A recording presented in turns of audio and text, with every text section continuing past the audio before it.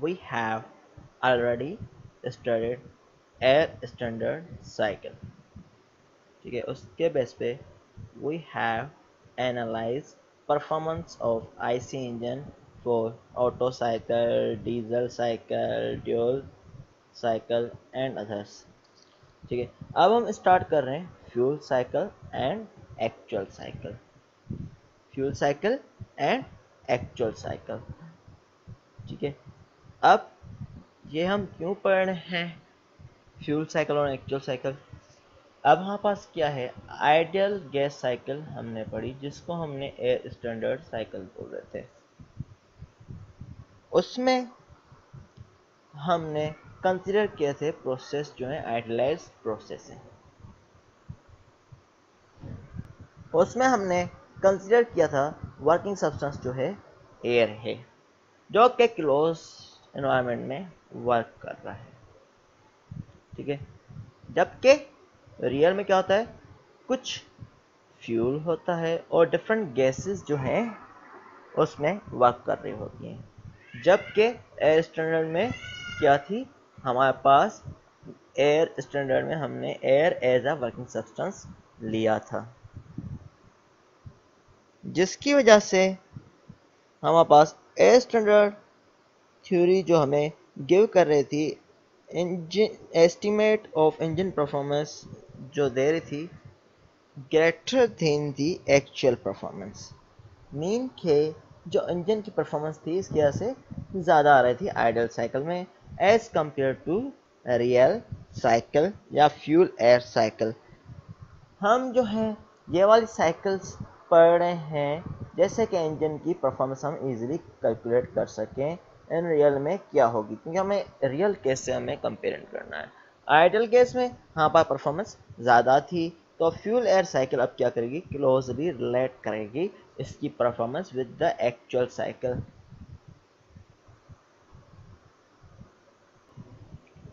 जैसे कि हमने आइडियल साइकिल में और लिया था कि हमारे पास आइडियल वर्किंग फ्लूइड है, मीन के एयर है और इस पर हीट हमने कांस्टेंट ली थी. जबकि रियल में स्पेसिफिक हीट चेंज हो रही होगी, क्योंकि जैसे टेम्परेचर बढ़ेगा उस हिसाब से बर्निंग ज़्यादा होगी तो स्पेसिफिक हीट चेंज होगी.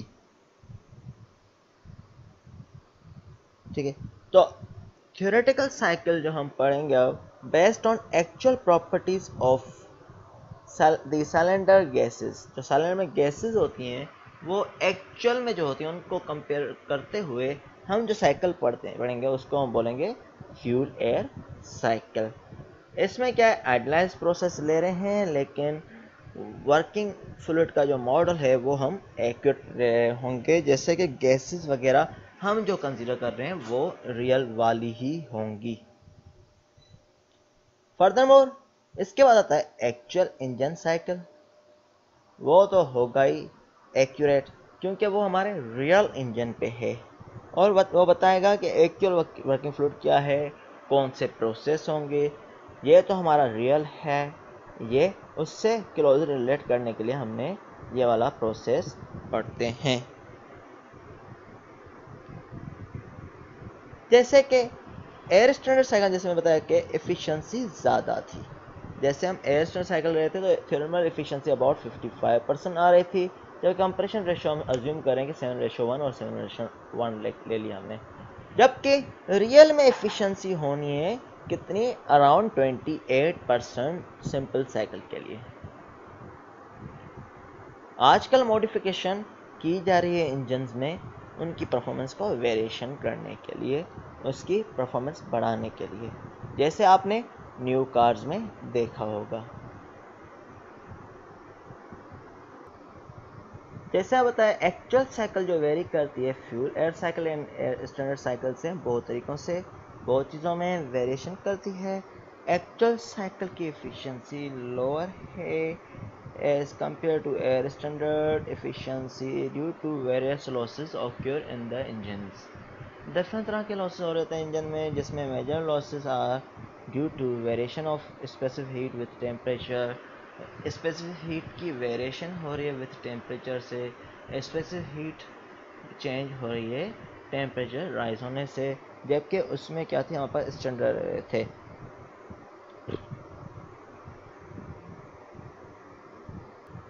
उसका dissociation of combustion product mean के डिसइंटीग्रेशन ऑफ बर्न गैसेस या एक केमिकल इक्विलिब्रियम लॉसेस, ये हम कंसीडर करते हैं। Dissociation mean disintegration of burn gases at high temperature. तो इसमें क्या होता है, डिसइंटीग्रेशन हो जाती है गैसेस की एट हाई टेम्परेचर पे, और ये रिवर्सिबल प्रोसेस है जो इंक्रीज करता है with rise in temperature. Temperature बढ़ने से ही डिसोसिएशन होती है। उसके बाद है प्रोग्रेसिव कंबशन। जैसे कि हमने एयर स्टैंडर्ड साइकिल लिया था, इंस्टेंटेनियस कंबशन होती है कि फ़ौरन कंबशन हो जाती है, जबकि रियल में प्रोग्रेसिव कंबशन होती है। प्रोग्रेसिव मीन जैसे हम फ्यूल सप्लाई करते जा रहे हैं वैसे वैसे बर्निंग टेक प्लेस हो रही है, कंबशन टेक प्लेस कर रहा है। उसके अलावा incomplete combustion of fuel, sometime हमारे पास इनकम्प्लीट कंबशन ऑफ फ्यूल हो जाती है, उसमें CO हमारे पास रिलीज़ हो रहा होता है और डिफरेंट गैसेस भी रिलीज़ हो रहे होते हैं। तो इसकी वजह से भी कुछ लॉसेस होते हैं, जबकि हमारे पास जो मिक्सचर है कम्प्लीटली सही नहीं बनता, या हमारे पास ऑक्सीजन की कमी हो जाती है, उस टाइम हमारे पास इनकम्प्लीट कंबशन हो जाती है। उसके अलावा एक होते हैं heat transfer losses into the wall of the combustion chamber, या जो भी हमारे पास वॉल है या दूसरे मटेरियल्स लगे हुए हैं उसमें कुछ ना कुछ लॉसेस हो रहे होंगे।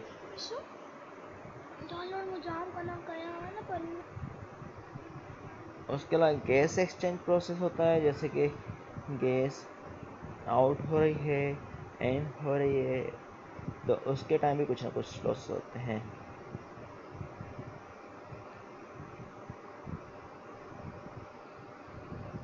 अब एक comparison of air standard and actual cycle किया गया है। Actual cycle internal combustion engine differ करती है एयर स्टैंडर्ड साइकिल से बहुत तरीक़ों से। Working substance being a mixture of air and fuel vapor, or finally atomized liquid fuel in air combined with the product of combustion left from the breath cycle। जो working substance होता है, जो mixture होता है air fuel का, air और fuel के vapours का, या फाइनली एटोमाइज्ड लिक्विड वेपर्स का, जो कंबाइन होता है प्रोडक्ट ऑफ कंबशन के साथ जो प्रीवियस साइकिल में लेफ्ट किए गए। जैसे कि हमारे पास सपोज करें हमारे पास एक साइकिल में एयर फ्यूल मिक्सचर बन किया। अब एयर फ्यूल मिक्सचर बन किया, उसको हमने क्या किया, कंप्रेस किया। कंप्रेस करने के बाद हमने एक्सपेंशन या वर्किंग स्ट्रोक से हमने एक्सपेंशन की, फिर वर्किंग स्ट्रोक से काम ले लिया, ठीक है। एक्सपेंशन या वर्किंग स्ट्रोक कर लिया, फिर एग्जॉस्ट गैसेस हमने मूव की। अब एग्जॉस्ट के दौरान हमारे पास सपोज करें कुछ गैसेस रह गई, ठीक है, और सेक्शन में हमारे पास एयर फ्यूल मिक्सचर के साथ आएंगी, उसका ये जिक्र कर रहा है इस पॉइंट में। Working substance being mixture of air and fuel पर और finally vaporise in air combine with the product of combustion left on the process cycle, जो प्रोडक्ट लेफ्ट गया प्रोसेस साइकिल में। उसके अलावा हमारे पास क्या है, change in chemical composition of the working substance. जैसे कि फ्यूल क्या है, पहले लिक्विड के फॉर्म में है, हमने उसको ऑटोमाइज किया तो उसकी केमिकल कंपोजिशन चेंज हो रही है, ठीक है। तो उसमें क्या थी, एक्चुअल साइकिल में केमिकल कंपोजिशन सेम रह रही थी, एयर था, वर्किंग सब्सटेंस था। तो इन रियल साइकिल में केमिकल कंपोजिशन चेंज होती है। The variation of specific heat with temperature होती है, जबकि उसमें specific heat of air constant दे रहे थे। उसके बाद change in pressure, temperature and actual amount of fuel fresh charge because of residual gases. अब चेंज इन प्रेशर होता है, टेम्परेचर होता है, और actual amount of fresh charge change होता है। क्यों? क्योंकि रेजिडुअल गैसेस उसमें होती हैं कुछ ना कुछ, उसकी वजह से हमारे पास कुछ ना कुछ चेंजिंग टेक प्लेस कर रही होती है। अब एक्चुअल साइकिल में हमारे पास क्या होती है, प्रोग्रेसिव कंबशन होती है, जैसे हमने डिस्कस किया, जबकि उसमें क्या था, एयर को हमने कंसिडर किया, इंस्टेंटेनियस कंबशन हो रही थी, ठीक है। एक डिफरेंस ये है। और the heat transfer to and from working medium, हमारे पास क्या है, हीट ट्रांसफ़र होती है डिफरेंट पार्ट्स में वर्किंग मीडियम से। तो उसमें क्या है, कुछ ना कुछ ये वाला भी कंसीडर किया जाता है पैरामीटर, उसमें हम ये कंसीडर नहीं कर रहे थे कि हीट ट्रांसफ़र हो रही है, जबकि इन रियल सिलेंडर में या डिफरेंट पार्ट्स में हमारे पास हीट लॉस हो रही होती है। उसका substantial exhaust blow down loss, ठीक है। ब्लो डाउन लॉस मीन के loss of the work on the expansion stroke जो होता है ब्लो डाउन में मीन, जैसे कि हमने क्या करना है, बीबीसी पे वॉल ओपन करना है, एग्जॉस्ट वॉल ओपन करना है, तो हमारे पास उसमें कंसीडर इंस्टेंटेनियसली वॉल ओपन हो जाता है, लेकिन in real it take time, valve open में टाइम लगता है। तो अर्ली ओपन की वजह से एक्सपेंशन स्ट्रोक के अर्ली वॉल ओपन में, एग्जॉस्ट वॉल ओपन में वहाँ पर कुछ ना कुछ लॉसेस हो रहे होते हैं रियल में। उसका gas leakage, fluid friction etc इन एक्चुअल इंजन, जैसे यहाँ पास गैस लीकेज हो जाती है सम टाइम, या फ्लूइड की फ्रिक्शन है, डिफरेंट पार्ट्स मूविंग है, जैसे पिस्टन मूव कर रहा है उसमें फ्रिक्शन में कुछ ना कुछ लॉसेस हो रहे हैं, वॉल ओपन हो रहे हैं, वॉल क्लोज हो रहे हैं, तो डिफरेंट तरह के लॉसेस इन एक्चुअल साइकिल हो रहे होते हैं जो कि हमारे पास एयर स्टैंडर्ड साइकिल में नहीं लिए जाते हैं। ऐसे बहुत सारे लॉसेस हमने पढ़ लिए, इसमें कुछ मेजर लॉसेस हैं वो अब हम डिस्कस करेंगे। जो एक्चुअल साइकिल में मेजर लॉसेस हो रहे हैं वो ये वाले होते हैं, time loss factor, heat loss factor, exhaust blow down factor. अब टाइम लॉस फैक्टर में हमारे पास कौन सा टाइम कंसीडर करते हैं, जैसे कि हमारे पास इनिशियली सपोज करते हैं सक्शन स्ट्रोक ले रहे हैं। सक्शन स्ट्रोक में क्या हो रहा है, हमारे पास एयर फ्यूल मिक्सचर सक किया जाता है इंजन के अंदर। इंजन के अंदर एयर फ्यूल मिक्सचर सक कर रहे हैं, तब हमारे पास कुछ ना कुछ टाइम लगता है, भले माइक्रो सेकेंड्स में हो लेकिन कुछ ना कुछ टाइम लगता है फ्यूल और एयर के मिक्सचर को कंबाइन होने में। तो उस टाइम कुछ ना कुछ लॉस हो रहा था जिसको हम बोलते हैं टाइम लॉस फैक्टर। उसके अलावा दूसरा होता है हीट लॉस फैक्टर। अब हीट लॉस फैक्टर में क्या है, जैसे कि हमारे पास क्या हुआ, कंबशन हुई, हमने कंप्रेस किया, फिर कंप्रेस किया, कंबशन कर रहे हैं। कंबशन में हमारे पास क्या होगा, हीट लिबरेट होगी। हीट लिबरेट होगी तो वो कुछ ना कुछ सिलेंडर के वॉल्स में जाएगी, पिस्टन की वॉल में कुछ ना कुछ हीट जाएगी, तो डिफरेंट पार्ट्स में वहाँ पर हीट जाती है जिसको हम बोलते हैं हीट लॉस फैक्टर।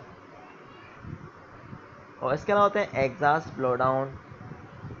अब हमारे पास इसमें क्या होता है, एग्जॉस्ट ब्लो डाउन फैक्टर में इसमें क्या होता है, लॉस ऑफ वर्क हो जाता है। क्यों, क्योंकि हमारे पास जब वर्क हमने ले लिया तो हमने क्या करना है, जो बर्न्ड गैसेस है उसको एग्जॉस्ट करना है, इंजन से बाहर निकालना है। हमने एक्सपेंशन स्ट्रोक में वर्क ले लिया, फिर हमारे पास एग्जॉस्ट गैसेस में हमने एग्जॉस्ट स्ट्रोक में हमने एग्जॉस्ट गैसेस को इंजन से बाहर निकालना है। तो उसके लिए क्या करते हैं, हम वॉल को ओपन करते हैं, एग्जॉस्ट वॉल, तो ये टाइम टेक करता है ओपन होने में, तो हम इसकी अर्ली ओपनिंग करते हैं वॉल की, जैसे कि हमारे पास at particular time valve easily open हो जाए और गैसेस को एग्जॉस्ट किया जाए।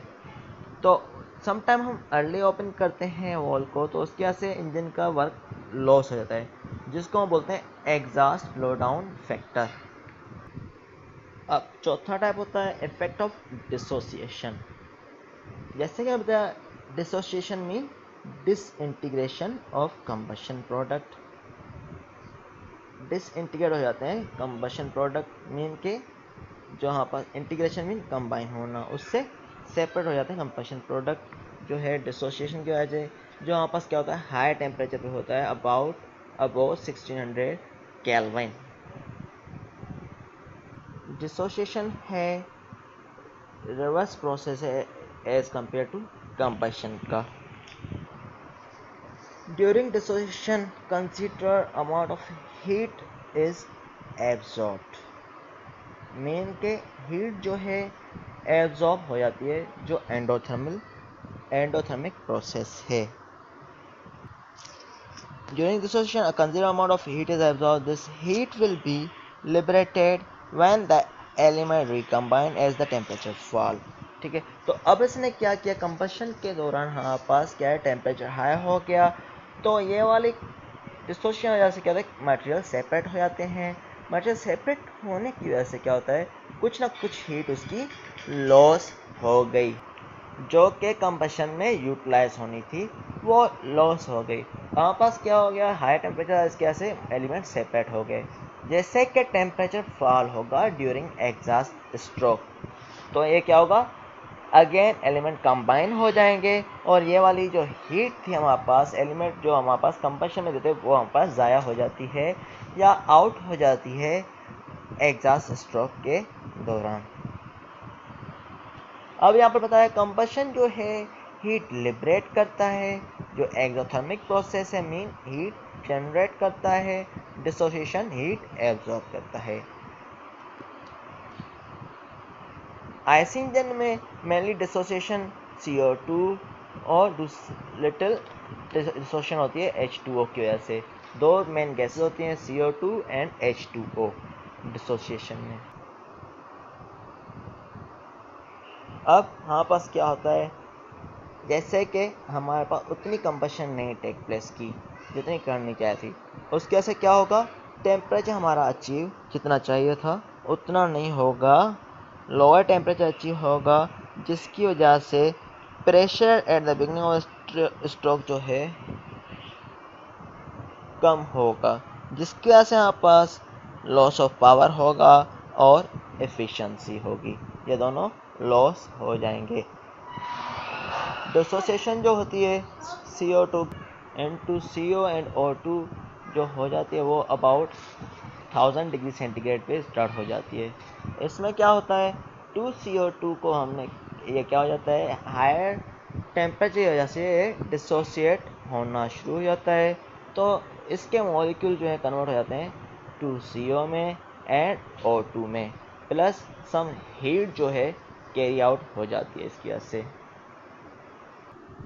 उसके अलावा कुछ हीट लॉस होती है जब डिसोसिएशन ऑफ H2O होती है, ऑक्यूर होती है अबाउट 1300 डिग्री सेंटीग्रेड पे।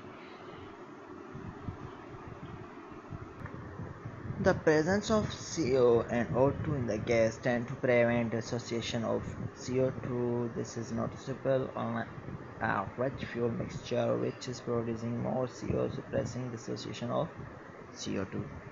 अब इसमें बताया कि presence of CO and O2 जो होती है वो प्रिवेंट करती है डिसोसिएशन ऑफ CO2 को, क्योंकि रिच फ्यूल होता है तभी हमारे पास CO प्रोड्यूस होती है, फ्यूल ज़्यादा क्वांटिटी में होता है, तो उसकी वजह से प्रोसेस हो जाती है CO2 की डिसोसिएशन।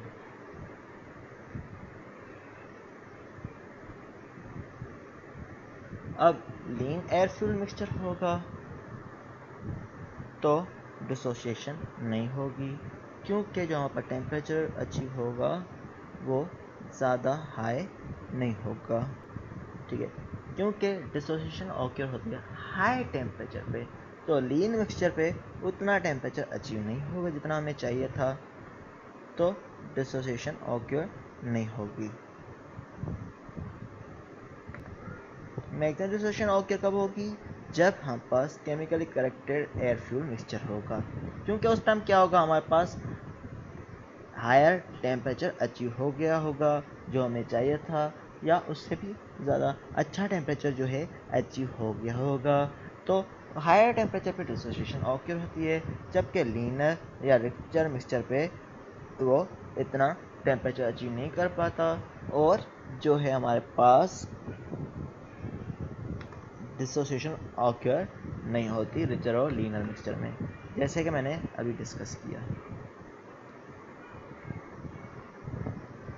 अगर आप पास ये ग्राफ देखें एयर फ्यूल मिक्सचर और ब्रेक पावर का और स्पेसिफिक फ्यूल कंजप्शन का, ये स्पेसिफिक फ्यूल कंजप्शन है, ये ब्रेक पावर है और ये एयर फ्यूल रेशियो बताया हुआ है डिफरेंस, ठीक है, और इसके अलावा brake power with no dissociation बताया हुआ है। अब आप नोट करें तो हमारे पास स्टोइचियोमेट्रिक एयर फ्यूल मिक्सचर जो है, जो आइडियल जो हमें चाहिए वो कितना है 14 पॉइंट समथिंग 14.7 जो है ये वाला, तो अगर डिसोसिएशन नहीं हो रही तो हमारे पास जो है ब्रेक पावर मैक्सिमम किस टेम्परेचर पे आ रहा है, स्टोइचियोमेट्रिक एयर फ्यूल मिक्सचर पे या स्टोइचियोमेट्रिक मिक्सचर पे। जो शेडेड एरिया है जो हमारे पास दिखा रहा है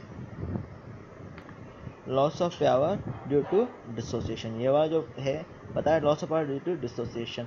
अब डिसोसिएशन हो रही है तब आप देखें कुछ कर्व इस तरह से बनेगा। तो डिसोसिएशन से कुछ ना कुछ पावर लॉस हो रहा है। और हमें पता चला कि मैक्सिमम ब्रेक पावर जो हमारे पास आएगा वो कहाँ पर आ रहा है, यहाँ कहीं आ रहा है। देखें ये इस पॉइंट से यहाँ कहीं मिक्स टेम्परेचर या ब्रेक पावर ज़्यादा है।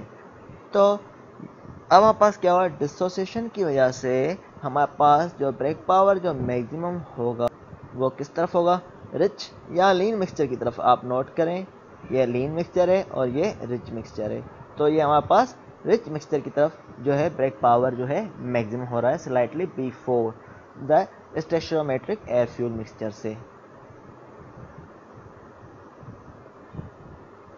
डिसोसिएशन नॉर्मली एसआई इंजन में होती है, सीआई इंजन में हरू नहीं होती। एसआई इंजन में ऑक्योर होती ज़्यादातर। क्यों, इसके लिए कुछ रीज़न है। नंबर 1 रीज़न है प्रेजेंस ऑफ हेट्रोजीनियस मिक्सचर्स। अब हमारे पास क्या है, एयर फ्यूल मिक्सचर जब आता है तो हमारे पास क्या है, हेट्रोजीनियस मिक्सचर है। ये दोनों अलग अलग है। तो हेट्रोजीनियस मिक्सचर है, उसके वजह से क्या होगा, हमारे पास कंपाउंड्स ज़्यादा होंगे। तो उसके वजह से हमारे पास कुछ ना कुछ क्या होता है, हायर टेम्परेचर पे डिसोसिएट हो जाता है। दूसरा, एक्सेस एयर जो हमारे पास है कंबशन में होगी तो वो इंश्योर करेगी कंप्लीट कंबशन हो।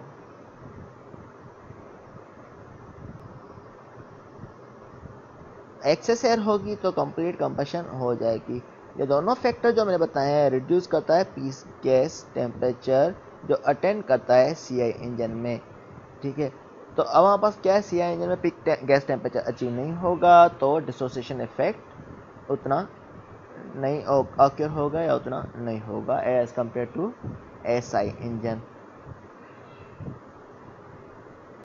अब हमारे पास क्या है, डिसोसिएशन की वजह से हमारे पास एक पीवी डायग्राम दिखाई गई है। वैसे हमारे पास टेम्परेचर इतना, प्रेशर इतना मिलना था, कोई भी इतने बार मिलना था। अगर डिसोसिएशन होगी तो हमारे पास टेम्परेचर उतना अचीव नहीं किया जाएगा तो प्रेशर भी उतना अचीव नहीं किया जाएगा।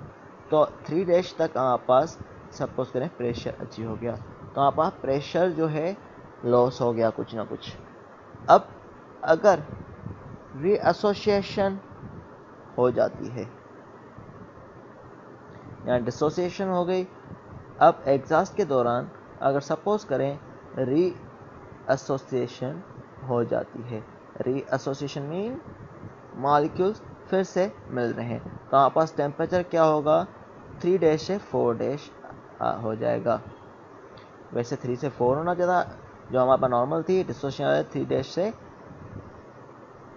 3 डैश तक आया प्रेशर, फिर हमारे पास क्या हुआ, रीएसोसिएशन हो गई। मीन कुछ ना कुछ हीट लिबरेट हो गए एग्जॉस्ट स्ट्रोक के दौरान जो मॉलिक्यूल रीएसोसिएट हुए तो 4 डैश तक जाएगा। अगर रीएसोसिएट नहीं होगी तो 4 डबल डैश तक जाएगा। ये टेम्परेचर ड्रॉप, प्रेशर ड्रॉप भी उतना कम जाएगा। अब क्या होगा, number of effect on number of moles. Number of molecule in the cylinder varies as the pressure and temperature change. जैसे कि प्रेशर चेंज होगा और टेम्परेचर चेंज होगा तो हमारे पास क्या होगा, नंबर ऑफ मोल्स चेंज होगा, क्योंकि हमारे पास P V equal to nRT हमने इक्वेशन पढ़ी थी। तो प्रेशर चेंज होगा तो हमारे पास क्या होगा, टेम्परेचर भी चेंज होगा तो नंबर ऑफ मोल्स भी उस तरह से वेरी करते जाएंगे। The number of molecule present after combustion depend करते हैं नॉर्मली एयर फ्यूल मिक्सचर पे, कितना है एयर फ्यूल रेशियो कितना लिया गया है और प्रेशर एंड टेम्परेचर जो कितना आ रहा है। तो नंबर ऑफ मोल्स जो है डायरेक्ट इफेक्ट कर रहा है amount of work that cylinder gets impact on the piston. तो नंबर ऑफ मोल्स जो है डायरेक्ट इफेक्ट कर रहा है अमाउंट ऑफ वर्क पे जो सिलेंडर गैस इम्पैक्ट करता है पिस्टन पे। अब इफेक्ट देख रहे हैं एयर फ्यूल रेशो का। अब नोट करें कि अगर मिक्सचर जो है लीन है तो आपके पास क्या होता है, temperature rise due to combustion उतना सिग्निफिकेंट नहीं होता जितना हमें चाहिए। जिसके वजह से हमारे पास स्पेसिफिक हीट कम होती है और इसके वजह से लॉसेस ड्यू टू डिसोसिएशन कम हो जाते हैं। ठीक है, वैसे तो हायर टेम्परेचर लॉसेस बढ़ जाने थे, अब इसमें लॉसेस कम होंगे जिसके वजह से एफिशिएंसी जो है थर्मल बढ़ेगी, बल्कि ये एयर साइकिल एफिशिएंसी के करीब पहुंच जाते हैं क्योंकि एयर फ्यूल रेशो कम हो गया है। पर रियल में हमें टेम्परेचर ज़्यादा चाहिए होता है, तो यह कुछ एयर फ्यूल रेशो का भी इम्पैक्ट हो रहा होता है इसकी परफॉर्मेंस पे।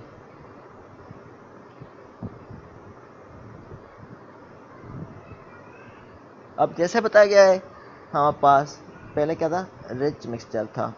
डायग्राम में देखें, पहले रिच मिक्सचर था तो इन दोनों की परफॉर्मेंस में वेरिएशन था फ्यूल एयर थ्योरी और एक्चुअल कर्व में। ठीक है, एयर स्टैंडर्ड साइकिल में तो हमने एफिशिएंसी अज्यूम कर इतनी ही है। अब हमारे पास क्या है, जैसे कि हमारे पास मिक्सचर लीन होना शुरू हो गया, वीक होना शुरू हो गया, तो एक्चुअल साइकिल में हमारे पास टेम्परेचर डिफरेंस उतना नहीं आ रहा, तो हमारे पास साइकिल की जो एफिशिएंसी है वो nearly approach to fuel air theory के करीब करीब है, लेकिन उससे थोड़ी कम होती है, लेकिन उसके करीब करीब पहुंच जाती है। अब हम पढ़ेंगे टाइम लॉस फैक्टर। अब पढ़ रहे हैं टाइम लॉस फैक्टर। जैसे कि हमने एयर स्टैंडर्ड साइकिल में हमने अज्यूम किया था कि एयर फ्यूल मिक्सचर जो है हीट लिबरेट कर रहा है, इंस्टेंटेनियस प्रोसेस पे कर रहा है, जबकि इन एक्चुअल साइकिल में ये प्रोसेस जो होता है कुछ ना कुछ टाइम पीरियड ले रहा होता है, भले छोटा ही हो लेकिन कुछ ना कुछ टाइम पीरियड ले रहा होता है, तो इंस्टेंटेनियसली हीट लिबरेट नहीं होती, आराम से होती है, तो उस टाइम कुछ ना कुछ टाइम लग रहा होता है, उसको हम बोलते हैं टाइम लॉस फैक्टर। अब टाइम लॉस फैक्टर की वजह से क्या होता है हमारे पास, वैसे आइडियल साइकिल में हमारे पास जो था या एयर स्टैंडर्ड साइकिल में हमारे पास पीक प्रेशर जो है हमारे पास कहाँ होना चाहिए था, जब कंप्रेशन कंप्लीट हो गई हो टीडीसी पे होना चाहिए था, जब वॉल्यूम मिनिमम होता तो 3 पॉइंट पे हमारे पास पीक प्रेशर होना चाहिए था, जबकि फ्यूल एयर साइकिल में भी हमारे पास क्या होना चाहिए था, टीडीसी पे, लेकिन जो है पहले वाले से एयर फ्यूल मिक्सचर वाले से कम होता प्रेशर, जबकि रियल साइकिल में इन रियल साइकिल हमारे पास क्या होता है, पीक प्रेशर क्या होगा हमारे पास, जब प्रेशर पिस्टन जो है टीडीसी पे पहुंच गया तब उसने कंबशन शुरू कर ली, तो हमारे पास क्या होगा, उस टाइम के थोड़ा बाद जैसे कि वो टाइम गुजरा उससे थोड़ी सी टाइम थोड़ा चेंज में यहाँ पर क्या है, पिस्टन जो है टीडीसी से ऊपर बीडीसी तक मूव करने स्टार्ट कर रहा है, तब पास क्या होता है, प्रेशर मैक्सिमम होता है एक्चुअल साइकिल में। आप पास क्या हुआ इसमें, तो आप पास इसमें जो है लॉस ऑफ वर्क हो गया, जो प्रेशर बढ़ा बी से सी, तो इसमें कुछ ना कुछ लॉस ऑफ वर्क हो गया, वरना यहाँ होता तो आप पास क्या होता, यहाँ से वर्किंग स्ट्रोक शुरू हो जाता। अब आप पास क्या है, यहाँ पर कुछ ना कुछ लॉस हो गया, प्रेशर में यहाँ पर हुआ तो आप पास कुछ लॉस ऑफ वर्क हो गया, वरना यहाँ से छोड़ा तो कुछ ना कुछ वर्क होता, तो यहाँ से कुछ लॉस ऑफ वर्क हो गया, तो ये इसके वजह से एफिशिएंसी कुछ ना कुछ कम हो जाएगी, तो इसको हम बोलते हैं टाइम लॉस। टाइम लॉस कैसे, जो हमारे पास लॉसेस हो रहे हैं, एफिशिएंसी कम हो रही है, इसको हम बोलते हैं टाइम लॉस। जो टाइम टेकन करता है कंबशन पे वो डिपेंड करता है कुछ फॉलोइंग फैक्टर्स पे। एक तो फ्लेम वेलोसिटी, फ्लेम की वेलोसिटी कितनी है, तो वो डिपेंड कर रही है टाइप ऑफ फ्यूल कौन सा है, एयर फ्यूल मिक्सचर कितना है, तो रिच मिक्सचर उसका कंबशन में टेक प्लेस करेगा, लीन मिक्सचर की कंबशन उस हिसाब से होगी। Size and shape of the combustion chamber क्या है, कितनी साइज़ का है, कंबशन बड़ा है छोटा है, और शेप कौन सा है, ठीक है, और distance from point of ignition कितना है, जैसे कि पिस्टन कितना दूर है तो कंबशन टेक प्लेस कर रही है, इग्निशन पॉइंट से मीन के स्पार्क प्लग से कितना दूर है तो कंबशन टेक प्लेस कर रही है, ठीक है, और स्पेस कितना है, कंबशन स्पेस कितना है, इन चीज़ों पे डिपेंड कर रही है। तो उसके आस पास ये वाले फैक्टर हैं जो डिपेंड कर रहे हैं टाइम टेकिंग पे, जिसके वजह से हमारे पास लॉसेस हो रहे होते हैं। जैसे हमें पता है कि प्रेशर रीच लेट होता है एक्चुअल साइकिल में, प्रेशर रीच रेट होता है एक्चुअल साइकिल में in expansion stroke, too late in the expansion stroke में होता है, जबकि एट विच कंबशन स्टार्ट, जैसे कि peak pressure too late reach ना हो, जैसे हमने पढ़ा था यहाँ पर प्रेशर है टू लेट रीच हो रहा है, तो ये रीच टू लेट ना हो तो हम क्या करते हैं, स्पार्क टाइमिंग को वेरी करते हैं कि स्पार्क किस टाइम टेक प्लेस करे, स्पार्क की एडवांसमेंट करते हैं, जैसे कि हमारे पास प्रेशर जो है जो हमें टाइम रिक्वायर्ड है उस पर क्रिएट हो जाए। तो इसमें हम क्या करते हैं, इस पर एडवांसमेंट करते हैं to achieve complete combustion close to TDC. तो उसमें एडिशन वर्क जो रिक्वायर्ड होता है, कुछ ना कुछ ज़्यादा वर्क रिक्वायर्ड होगा, किसमें, कंप्रेसिंग द बर्निंग गैसेस में, जहाँ पर work is required to compress the burning gas, compress करना बर्निंग गैसेस को, उसमें कुछ ना कुछ एडिशनल वर्क रिक्वायर्ड होता है।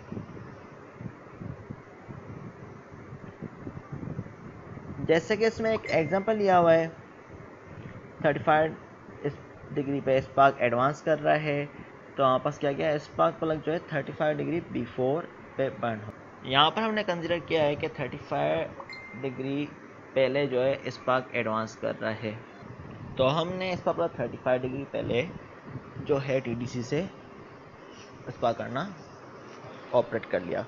तो उस टाइम हमारे पास जो है फ्यूल एयर साइकिल का मीन इफेक्टिव प्रेशर जो मिलता है 10.2 और एफिशिएंसी आती है 32.2%, जबकि एक्चुअल साइकिल हमारे पास आएगा, देखिए हमने क्लोजली मीट करने की कोशिश की है, तो उस टाइम MEP 7.6 बार आएगा जो हमारे पास लेस है फ्यूल एयर साइकिल से, और एफिशिएंसी 23.9% हो जाएगी। अब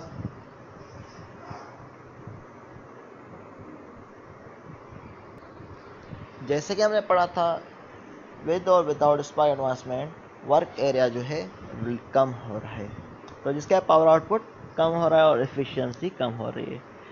तो ज़्यादा दफ़ा ट्राई करने से आपको पता चलेगा कि 15 से 30 डिग्री जो है बिफोर स्पार्क एडवांसमेंट जो है 15 टू 30 डिग्री जो है बेस्ट कॉम्प्रोमाइज रिज़ल्ट है, जिसमें क्या है, लॉसेस जो है यहाँ पर मिनिमम हो जाएंगे, लॉसेस जो है मिनिमम हो जाएंगे और प्रेशर गुड अचीव हो जाएगा। जैसे कि हमने पहले पढ़ा था, कितना था, 35% पे 7.6 बार था, अब 8.35 बार हो गया, और एफिशिएंसी पहले से बढ़ गई 26.2% हो जाएगी। तो टेबल में शो की गई performance for various ignition limit के लिए RC6 लिया गया है, जबकि ठीक है, तो fuel air cycle ignition advance जो है हमारे पास, ये आइडल साइकिल में भी कुछ ना कुछ हमने अज्यूम करते हैं, इग्निशन जो एडवांस होती है वो 0 डिग्री पे होती है, TDC पे होती है, जबकि रियल में चेंज होती है। तो 0 डिग्री पे हमारे पास जो है मैक्सिमम साइकिल प्रेशर कितना आएगा ये बताया गया है 44 फॉर फ्यूल एयर साइकिल, और मीन इफेक्टिव प्रेशर 10.2 और मैक्सिमम एफिशिएंसी जो है 32.2, ठीक है, ये बताया गया actual efficiency to the fuel cycle efficiency का रेशो होता है। अब हमने फ्यूल एयर साइकिल लिया है इसलिए 1 ही आएगा, fuel air cycle divide by fuel air cycle तो 1 आएगा। उसका एक्चुअल साइकिल के हमारे पास 0 डिग्री एडवांस कर रहे हैं, तो मैक्सिमम प्रेशर कितना आ रहा है 23 बार, प्रेशर कितना आ रहा है 23 बार, और MEP कितना आ रहा है 7.5 बार, एफिशिएंसी 24.1 हो जाएगी। इसको डिवाइड करेंगे हम जब, तो हमारे पास 0.75 आ रहा है, 24.1 डिवाइड बाई 32.2, तो हमारे पास 0.75 बार आ जाएगा। इस तरह अगर हम 17 डिग्री कर रहे हैं तो मैक्सिमम साइकिल प्रेशर 34 आता है, और 8.35 क्या है बार प्रेशर है, और एफिशिएंसी 6.3 हो गई, और 0.81 रेशो आ जाएगा। इस तरह 35 कर रहे हैं तो प्रेशर तो भले बड़े हो, लेकिन MEP कम हो रहा है, जिसकी वजह से एफिशिएंसी भी कम हो रही है और रेशो कम हो रहा है। तो हम इस तरह डिफरेंट अटैम्प्ट किए गए हैं, तो उसमें अंदाज़ा लगाया गया है कि 15 से 30 degree is the best option. तो ये इस तरह का चार्ट दिखाया गया है, प्रेशर और indicator the effect of spa advancement on indicator mean effective pressure and power loss पे। तो प्रेशर बताया गया है, और हमारे पास वॉल्यूम बताया गया है, एफिशिएंसी कितनी आ गई है जो हमने पढ़ा था वो इसी में ही शो किया गया है। ये डिफरेंट पॉइंट शो किए गए हैं कि कितना लेट होगा हमारे पास, वर्क साइकिल का लॉस कितना हुआ ये बता रहा है। ठीक है, तो 15 से 30 degree is the best option.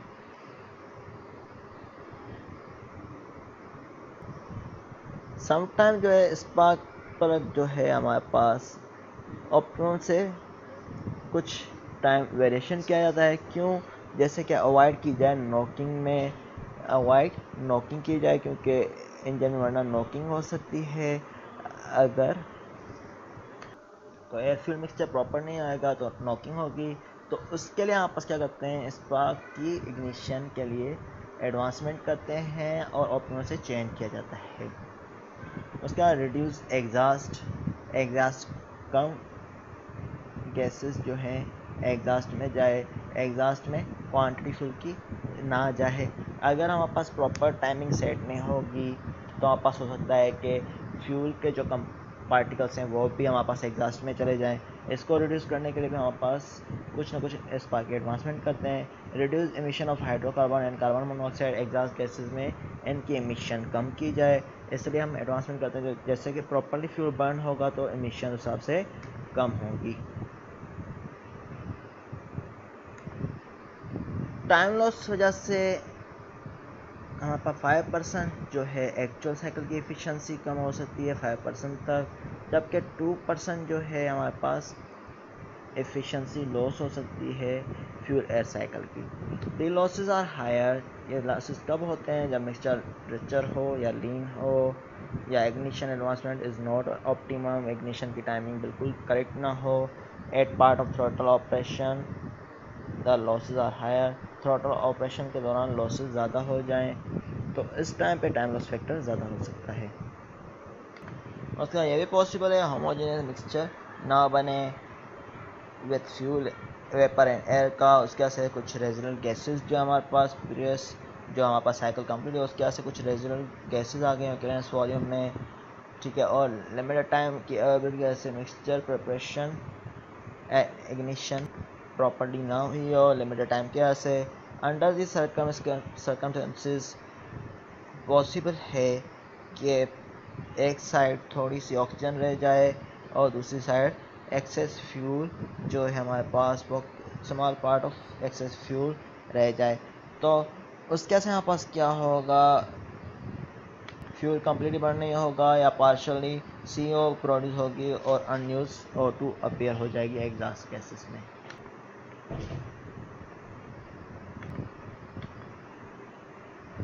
Composition of exhaust gases for various fuel air ratio, और वेरियस फ्यूल एयर रेशो बताए हुए हैं यहाँ पर, फ्यूल एयर रेशो बताए हुए हैं हॉरिजॉन्टल लाइन में, और percentage of volume of CO2 CO and O2 बताए, ये O2 का है, CO2 का है और CO का है। तो यहाँ पर देखें ये वाला लाइन है O2 का एग्जॉस्ट में, इसमें स्टेशियोमेट्रिक जो एयर फ्यूल है करेक्ट मिक्सचर है जो उस पर आपस क्या है ऑक्सीजन कम से कम होनी चाहिए। तो ये वाला पॉइंट है जिस पे कम से कम ऑक्सीजन है और हमारे पास फ्यूल करेक्टली बर्न होगा तो मीन CO2 प्रोड्यूस ज़्यादा होगी, क्योंकि यहाँ पास फ्यूल करेक्टली बर्न हो गया है तो उसमें CO2 प्रोड्यूस ज़्यादा होगी। तो ये वाला पॉइंट है, और N2 जो है वो थोड़ी सी पहले हो रही है ज़्यादा, ठीक है। तो ये वाला जो है टाइम लॉस फैक्टर में कंपोजिशन ऑफ एग्जॉस्ट गैसेस बताई गई हैं for different fuel air ratio के लिए।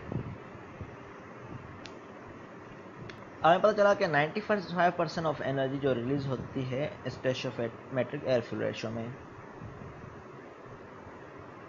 जबकि एक्चुअल में 90% जो है फ्यूल एनर्जी इनपुट जो है रिलीज हो रही है। यहाँ पर दिखाया गया 95%, लेकिन एक्चुअल में 90% हो रही है।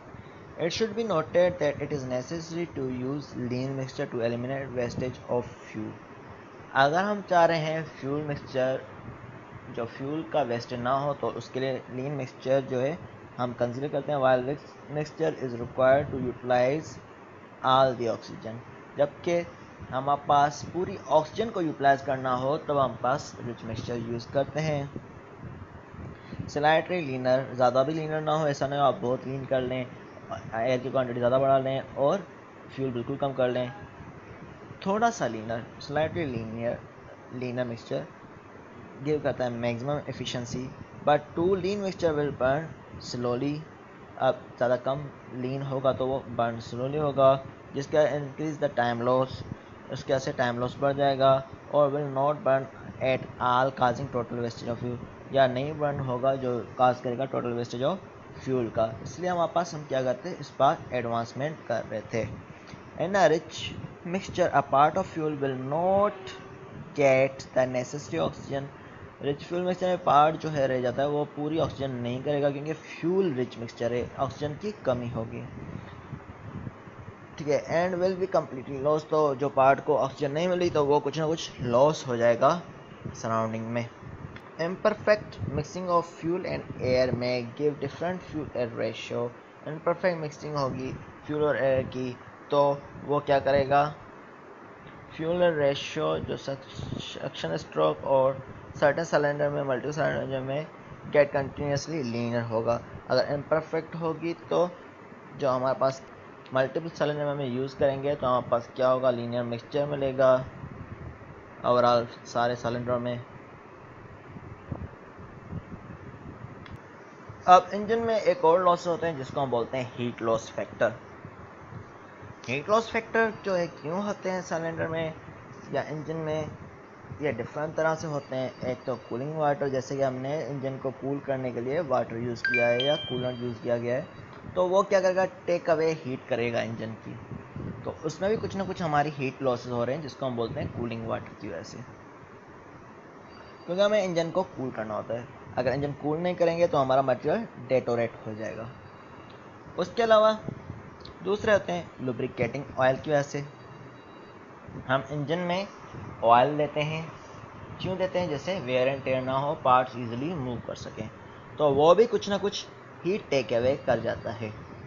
जैसे आप देखें रनिंग इंजन में, या आपने गाड़ी चला के रोकी हो तब आप ऑयल का सिंक खोलें तो आप देखेंगे कि ऑयल बहुत हीट है, समटाइम एक्स्ट्रा ही हीट हो जाता है कि बाहर आना शुरू हो जाता है, ठीक है।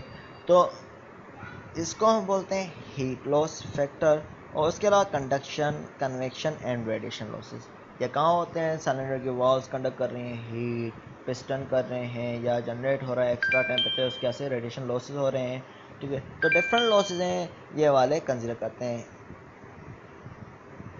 तो हीट लॉस ड्यूरिंग कंबशन जो है उसको अच्छा खासा इफेक्ट होता है साइकिल एफिशिएंसी में। अब जैसे कि बताया गया है कि इसमें चार्ट में दिखाया गया है, अब इसमें देखें टाइम लॉस फैक्टर की वजह से 6% हमारे पास लॉसेस हो रहा था इंजन की एफिशिएंसी पे। अब हीट लॉस की वजह से कितना होता है, 12%। ये वाला लॉसेस हो रहा है 12% हो रहा है, ये अच्छी खासी क्वांटिटी में है, जबकि एग्जॉस्ट लॉसेस की वजह से 2% होती है।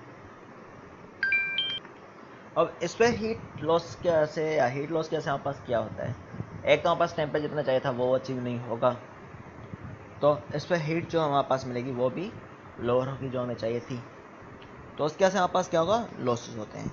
तो यह अराउंड 12% होते हैं।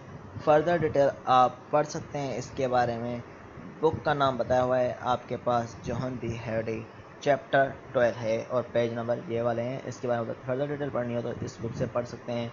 इसके अलावा आर के राजपूत के बुक में भी आईसी इंजीनियरिंग में इसकी डिटेल है। इसका एग्जॉस्ट ब्लो डाउन लॉसेस होते हैं तो वो हम नेक्स्ट लेक्चर में पढ़ रहे हैं। अभी यहाँ तक यही है। इसमें कोई क्वेश्चन हो तो आप पूछें।